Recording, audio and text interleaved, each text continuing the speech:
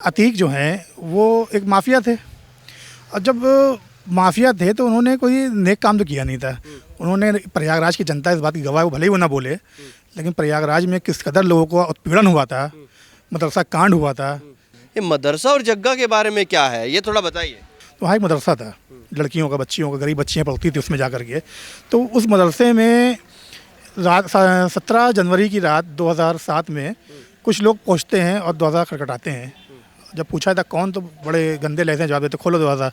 जब दरवाज़ा खोला जाता है तो अंदर लोग आते, बंदूकधारी आते हैं और आ करके जहाँ पे लड़कियां बच्चियां सोती हैं, सब नाबालिग बच्चियां थी, कोई बालिग नहीं था उसमें, वहाँ जाते हैं, वहाँ से 2 बच्चियों को उठा के ले जाते हैं और बच्चियों को ले जाते हैं और रात भर उनके साथ बलात्कार होता है नदी किनारे।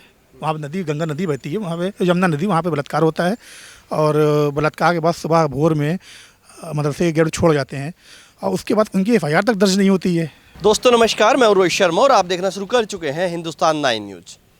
आज हम आपको कुछ ऐसी चीज़ें दिखाना चाहते हैं जिससे कहीं ना कहीं पूरा उत्तर प्रदेश और पूरा देश अछूता है। सारी चीज़ें सबके सामने नहीं आई है। मामला है अतीक और अतीक का भाई और उसका बेटा। एक उसकी पत्नी है जिनका पूरा साम्राज्य ख़त्म हो चुका है, पत्नी भागी भागी घूम रही है और आज 2 तरह की स्थिति पैदा हो चुकी हैं। कुछ लोगों का कहना है प्रदेश में माहौल ख़राब हो रहा है, भाईचारा ख़राब हो रहा है। बातचीत करने जब लोगों से जाते हैं, खासकर प्रयागराज के मुसलमानों से बातचीत करते हैं, तो लोग कहीं ना कहीं बातचीत करने से कतराते हैं या आरोप लगाते हैं। बहुत सारी चीज़ें ऐसे सामने आती हैं। जब हमने इनसे बातचीत की तो ये प्रयागराज के हैं और मुस्लिम ही हैं। इनसे बातचीत कर रहे हैं और जान लेते हैं प्रयागराज के बारे में, अतीक के बारे में। आज जो उत्तर प्रदेश का मुसलमान है, प्रयागराज का मुसलमान है, क्या सोचता है। क्या नाम क्या हो गया आपका? MA खान।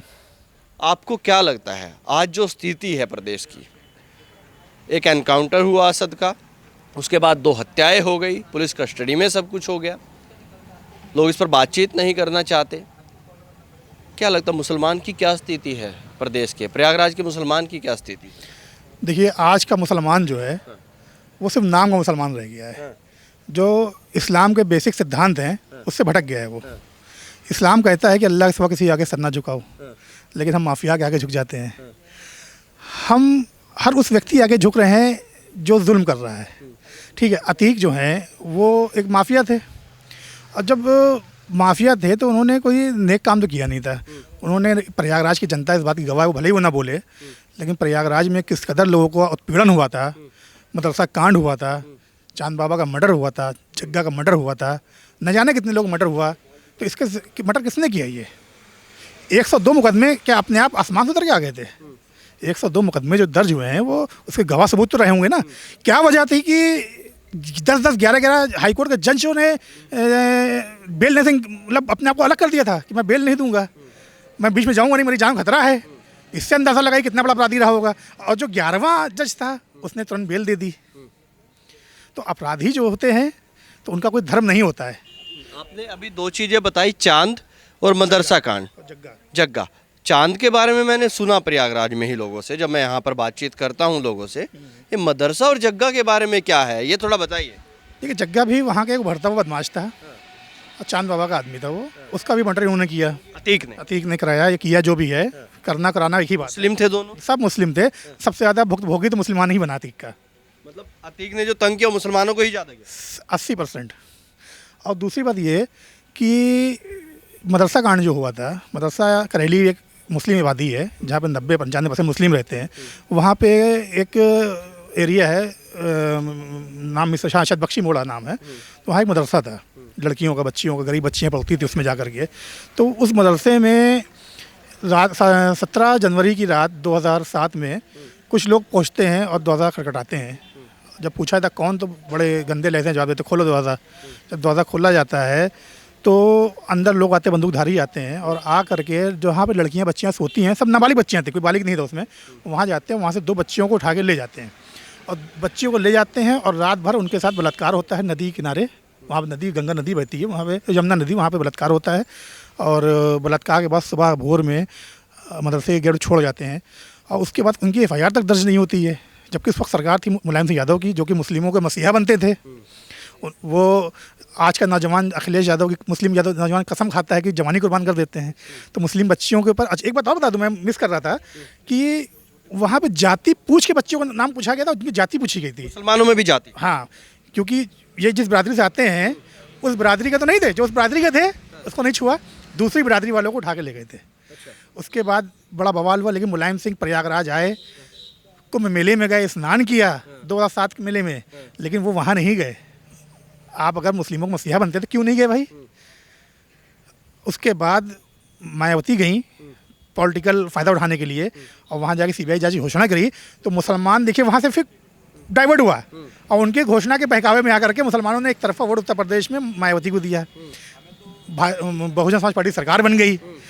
फिर वही हुआ, वादा होता है, वादा टूट गया, कोई सीबीआई जांच नहीं हुई। क्यों? क्या उसके पीछे टेक्निकल पक्ष था, उससे मतलब नहीं है, लेकिन सीबीआई जांच नहीं हुई। केवल यूज किया गया मुसलमानों का, समाजवादी द्वारा भी, मायावती द्वारा। और इस यूज़ होने के जिम्मेदार सिर्फ और सिर्फ आज का मुसलमान है, जो मुसलमानों को आगे बढ़ाने का काम कर रहा है, जो नारा दे रहा है कि एक हाथ में कुरान एक हाथ में कंप्यूटर लैपटॉप, उसको हम अपना दुश्मन समझ रहे हैं। जो आपके घर तक राशन पहुंचा रहा है उसको हम दुश्मन समझ रहे हैं, जो आपको मकान दे रहा है उसको हम दुश्मन समझ रहे हैं, और जो हमको करता है या हमको लूटता है या हम उसको अपना मसीहा समझ रहे हैं। तो मुसलमानों को जागना पड़ेगा, वरना नाम लेना कोई नहीं बचेगा मुसलमानों का। अतीक चकिया चांद के मर्डर के बाद बना, जितना मैंने प्रयागराज में ही लोगों से बातचीत की और लोगों से जाना, वो पहला मुसलमान था जिसको अतीक ने ख़त्म किया। और उसके बाद पता नहीं कितने लोगों को ये अतीक जाने, अब जो नहीं है, या फिर ऊपर वाला जाने, कितने लोगों के साथ ऐसी जघन्य हत्या की गई होगी, ऐसे कांड किए हो गए हों। लेकिन आज जो एक स्थिति पैदा हो गई है, कहीं ना कहीं प्रदेश का जो मुसलमान है उसके मन में एक भय पैदा किया जा रहा है विपक्ष द्वारा। ऐसा दिखाया जा रहा है कि जो तुम्हारे हमदर्द थे वो अतीक थे, अरशद थे, असद थे। क्या माफिया ऐसे किसी का हमदर्द हो सकता है क्या? माफिया किसी का हमदर्द ना कभी था, ना कभी है, ना कभी हो पाएगा। कोई भी माफिया है, चाहे वो किसी धर्म का हो। माफिया का मतलब है कि उसने अपने स्वार्थ के लिए शराफत छोड़ दी, अपने स्वार्थ के लिए बेगुनाहों का खून बहा रहा है, अपने स्वार्थ के लिए आपके घर की बहू बेटी की इज्जत लूट रहा है, अपने स्वार्थ के लिए उसने आपके मकान में कब्जा कर रखा है। तो वह आपका हमदर्द कहाँ से हो गया? और जो हमदर्द समझे किसी भी माफिया को, चाहे वो किसी भी कोई माफिया, मैं चैलेंज से कह रहा हूँ, उससे बड़ा बेवकूफ़ व्यक्ति कोई नहीं जो माफियाओं को अपना हमदर्द समझे। योगी जी की बुलडोजर नीति हो, बुलडोजर बाबा के नाम से काफ़ी पहचाने जाने लगे। उसके बाद काफ़ी उत्तेजित होकर विधानसभा में बोला कि माफियाओं को मिट्टी में मिला देंगे। अखिलेश यादव लगातार उकसा रहे थे, शायद उत्तेजित योगी जी भी हुए और उन्होंने बोला, और फिर उसके बाद वही चीज़ें कर दी। चंद ही दिन हुए थे, असद का एनकाउंटर हो गया, और उसमें कुछ लोगों का कहना है कि न्यायालय के थ्रू ये चीज़ें होनी थी, एनकाउंटर नहीं करना था, बच्चा था असद। तो अभी हम लोग, आप यहाँ खड़े हैं, कोई व्यक्ति आके हमारे पर हमला कर दे तो क्या हम सीधा पहले इसका कहते तुम आप मार लो पहले, फिर हम जाएंगे कोर्ट जाएंगे, थाने जाएंगे? हम तो पहले बचाव करेंगे अपना। बचाव में किसी की जान भी जा सकती है। वही हुआ मुठभेड़ में, पुलिस वालों को भी गोली लग सकती थी, बदमाश को लग सकती थी, इत्तेफाक से बदमाश गोली लग गई। तो इसको गलत रूप नहीं देना चाहिए। पुलिस वालों की जान होती है, वो इतनी जान खेल जाते हैं। और एक बात बता दूँ आपको, पुलिस वाले की पर कोई गोली तो उस व्यक्ति की मौत पुलिस की ही होती है। ये बात आप देख लिए, आज नहीं तो कल उसकी मौत पुलिस की ही होगी। पुलिस की कस्टडी में खाकी के ऊपर हमला करना कोई मामूली बात नहीं होती है, और खाकी पर जो हमला करेगा या जिसने किया वो भी नेस्तनाबूद हो गया। आगे का किसी की दुस्साहस करने की कोशिश है तो वो भी सावधान हो जाए कि कभी खाकी पे हमला ना करे। पुलिस कस्टडी में 2 लोगों की सरेआम हत्या हो जाती है। उत्तर प्रदेश में देखें तो सब कुछ लाइव हो रहा है। असद गोली चलाता है, वो भी कैमरा पे लाइव चला रहा है, सीसीटीवी में रिकॉर्ड है। उसके बाद 3 लोग आते हैं, जय श्री राम का नारा लगाते हैं, हत्या कर देते हैं, वो भी लाइव रिकॉर्ड हो रहा है। जहाँ भय मुक्त, दंगा मुक्त प्रदेश की एक छवि बताई जाती है पूरे प्रदेश में, वहाँ पर पुलिस कस्टडी में ऐसा जघन्य कांड हो जाता है। देखिए, ये एक हादसा था, एक अकल्पनीय एक चीज़ थी। पुलिस की सुरक्षा में थे वो लोग, ऐसा भी नहीं कि पुलिस सुरक्षा नहीं थी वहाँ पर। अचानक से अब आप ही हैं, आईडी लेकर आए हैं, अब जेब से निकाल ठाणे से कर दें तो इसमें क्या किया जा सकता है? हम ऐसा नहीं करेंगे। आप नहीं करेंगे, मैं एक उदाहरण दे रहा हूँ, लाइव रिकॉर्डिंग चल रही है, ये तो सेम वैसी मामला हो गया।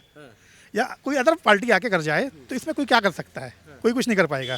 तो ये तो एक अकल्पनीय चीज़ थी।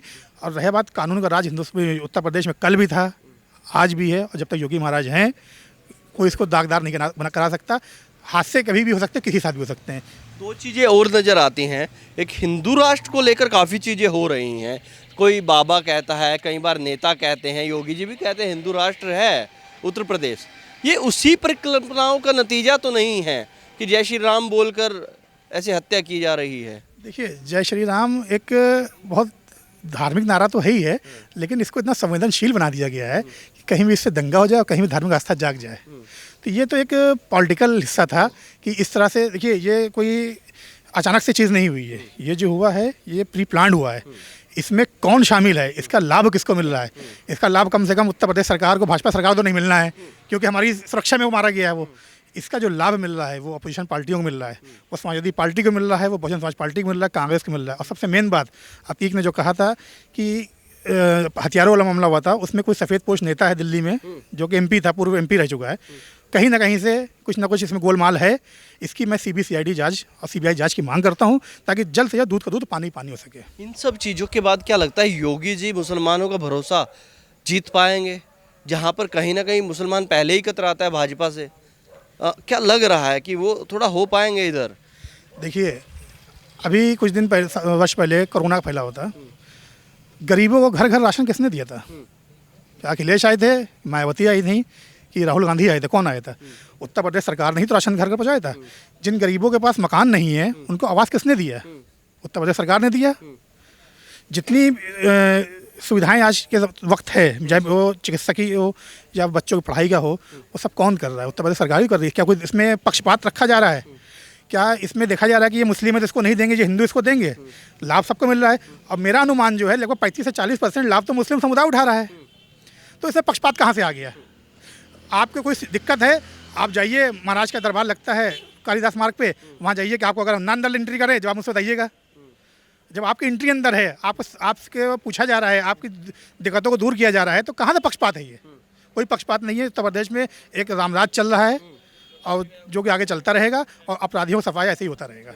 चलिए देखिए, मैं आपको एक चीज़ बता दूं, लोगों से बातचीत करना बड़ा मुश्किल हो रहा था यहाँ पर प्रयागराज में। अगर खासकर मुस्लिमों से बात करें, मुसलमान से बात करें, तो थोड़ा कतरा रहे थे बातचीत करना। और इनसे हमने बातचीत की, इनसे जो आपने सुन ली सारी की सारी बातें जो कह रहे हैं।